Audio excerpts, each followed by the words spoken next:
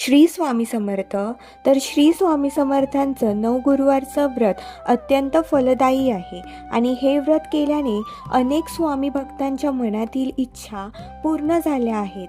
आज मी तुम्हाला त्यांचे काही अनुभव इथे सांगणार आहे, जेणेकरून तुम्हालाही श्री स्वामी समर्थांचे नवगुरुवारचे व्रत करण्यास प्रेरणा मिळेल. तर व्हिडिओ शेवटपर्यंत पहा. तर पहिला अनुभव, गुडघेदुखीतून कायमचे मुक्त. कोणत्याही रोगावर स्वामी समर्थांचे सतत नामस्मरण केल्याने तो रोग नक्कीच बरा होतो. एका किरकोळ अपघातात माझ्या गुडघ्याचे हाड फ्रॅक्चर झाले असल्याने गुडघा खूप दुखत होता. डॉक्टरांनी ऑपरेशनचा सल्ला दिला, पण मी दुर्लक्ष केले. त्यामुळे दुखणे जास्त वाढले. असह्य वेदना, दुखणे जास्त वाढले. घरातील सर्व मंडळी अक्कलकोट येथे श्री स्वामींच्या दर्शनास जाऊन पुढे बालाजीला जाणार होते, पण माझी इच्छा असतानाही मी माझ्या गुडघेदुखीमुळे जाऊ शकत नव्हतो. मी या दुखण्यामुळे विहळत होतो. पाय भयंकर दुखत होता. स्वामी समर्थांवर श्रद्धा होती. 2 वेळेचे जेवण न चुकता करीत असे, पण पूजा अर्चा करीत नसे. माझ्या एका परिचित व्यक्तीने त्यांचे अनुभव घेतलेल्या स्वामींच्या नवगुरुवार व्रताचे महत्त्व मला सांगितले.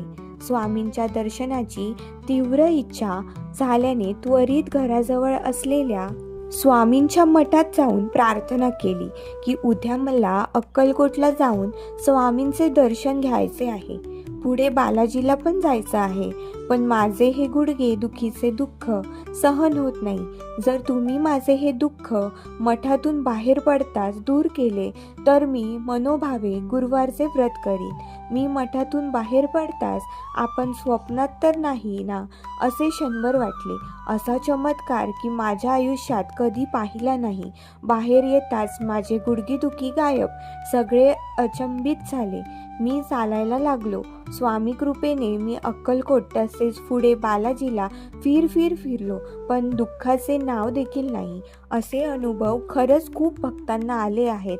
तुम्ही तुमच्या आयुष्यात काही अडचण असेल किंवा कोणती कामं होत नसतील तर तुम्ही हे स्वामी समर्थांचे अत्यंत प्रभावी असे नवगुरुवारचे व्रत नक्कीच करून पहा. तुम्हाला त्याचे फळ मिळाल्याशिवाय राहणार नाही, कारण प्रत्येक स्वामी भक्तांच्या पाठीशी हे स्वामी आहेत. उगाच म्हटलं गेलं नाहीये की भिऊ नकोस, मी तुझ्या पाठीशी आहे. श्री स्वामी समर्थ. जय जय स्वामी.